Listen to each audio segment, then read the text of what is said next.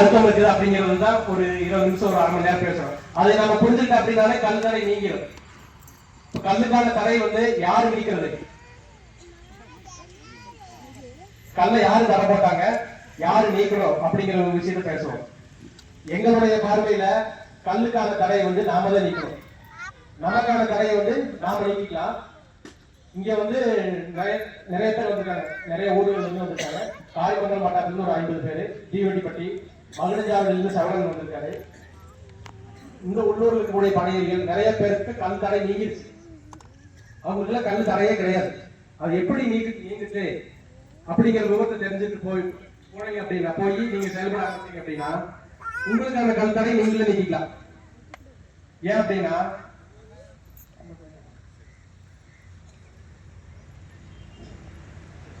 நமக்கான கல் தடையை வந்து நாமளே நீக்கிக் கொள்ள முடியும். நம்ம யாருடைய எதிர்பார்ப்புக்கும் நாம போக வேண்டியதில்லை. நம்ம கை நம்ம காலு அதை நம்பித்தான் நம்ம மரத்துல ஏறுறோம். நம்ம கிட்ட ஒரு மரம் இருக்கலாம், இல்ல மரத்தை கொண்டே பிடிச்சிருக்கலாம் இல்லைங்களா? நம்ம யாராவது வந்து அந்த வேலையை செஞ்சு கொடுப்பாங்க அப்படின்னு நினைக்காத எதிர்பார்த்துக்கிறோமா? நம்ம வீட்டுல சமையல் கட்டுல பெண்கள்லாம் இருப்பீங்க. உங்களுக்கான சமையல் வந்து நீங்க செய்வீங்களா, யாராவது வந்து செய்யட்டும் சொல்லிட்டு நம்ம எதிர்பார்ப்போம்.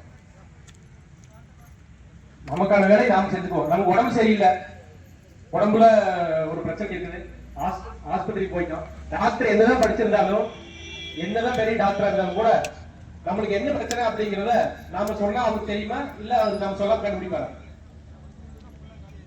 அப்போ என்ன பிரச்சனை அப்படிங்கிறது நாம உணரணும். அதை நோக்கி நாம செயல்பட ஆரம்பிக்கணும். அந்த தீர்வு வந்து நம்மளுக்குள்ளதான் இருக்குது. கல்லு தடை நம்மளுக்குள்ளதான் இருக்கு. அதை தீர்க்க வேண்டியதும் நாம தான், அதை சரி செய்ய வேண்டியதும் நாம தான். இந்த இடத்துல வந்து நம்ம மற்றவங்க என்ன நினைப்பாங்க, மற்றவங்க என்ன பேசுவாங்க அப்படிங்கிறத பத்தி நம்ம கவலைப்பட தேவையில்லை. இந்த கல் தடை சட்டப்பூர்வமானது, சட்டத்துல தடை போட்டிருக்காங்க. அந்த நியாயப்படி இது சரியா, ஒரு தர்மப்படி இந்த கல் தடை சரியா? அப்ப கல் தடைக்கான நியாயமான காரணங்கள் இருக்குதா? இன்னைக்கு எல்லாமே வந்துட்டு ஒரு சொட்டு ரத்தம் இருந்தாலும் கூட, கைப்பற்றப்பட்டது இல்ல ஒரு சொட்டு ரத்தம் சாம்பிள் இருந்தாலும் கூட அது யார் ரத்தம், அதனால அதுல பின்னாடி என்ன இருக்குது, அதுல அந்த ரத்தத்துல என்ன பிரச்சனை இருக்குது, அந்த ரத்தத்துல என்னென்ன சத்துக்கள் இருக்குது அப்படிங்கிற எல்லா விஷயத்தையும் வந்து லேப் ரிப்போர்ட் சொல்ல முடியுதுங்களா இல்லையா? அதே மாதிரிதான் நம்ம கேட்கறது, எங்க கிட்ட கல் இருக்குதுங்க, இந்த கல் எதிர்ப்பவங்க இந்த கல்லை எடுத்து சாம்பிளா எடுத்துட்டு போய் லேப்ல கொடுத்து டெஸ்ட் பண்ணி இது குடிக்கிறது ஆகாத பொருள் அப்படின்னு நிரூபிச்சுட்டா நாம் இதோட விட்டுட்டு நம்ம வேலை பார்க்க போயிடுவோம். அப்படி போயிடலாமா? எனக்கு சொல்லுங்க, பதில் சொல்லுங்க. இது குடிக்கிறது ஆகாதுன்னு நிரூபிச்சா 10 லட்சம் ரூபாய் பணத்தையும் கொடுக்குறாங்க. அந்த லேப் டெஸ்ட் வைக்க ஒரு 1000 ரூபாய் ஆகும், பணத்தையும் கொடுக்குறோம். நாங்க இதோட போராட்டத்தையும் வைக்கிறோம், நமக்கு வேலையே இருக்காது. அப்போ யாருமே இதனால் வரைக்கும் அதை நிரூபிக்கிறதுக்கு முன் வரவே இல்லை.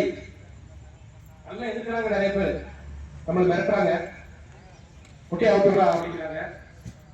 இன்னைக்கு விட்டுட்டு போறேன், நாளைக்கு வந்து பார்க்கும்போது ஒரு முட்டி இருக்கக்கூடாது, மரத்துல முட்டி இருக்குன்னா கால் முட்டி கட்டி போடுவேன் அப்படின்னு நிறைய பேசுறாங்க. அவங்க கிட்ட நாம கேட்கற அதுதான்,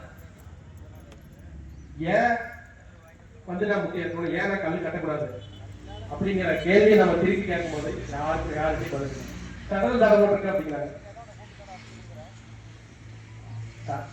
கல் தடை செய்யப்பட்டதாலும் கூட கல் ஒரு குற்றப்பொருள் இல்லை. அது ஒரு குற்றப்பொருளா இருந்தது அப்படின்னா நாம நம்ம குழந்தைகளுக்கு கொடுக்குமா? முதல்ல 10 மாசத்து குழந்தைக்கு தான் கொடுத்தோம், அதோட பெரிய குழந்தைகளுக்கு கொடுத்தோம், எல்லாத்துக்குமே நாம அதை வந்து கொடுக்குறோம் பயன். இப்போ இங்க யாராவது வந்துட்டே அப்படின்னா மக்களுடைய பார்வை வந்து அவங்க மேல போகும். கவனச்சிதறல் இருக்க வேண்டாம், அதுக்காக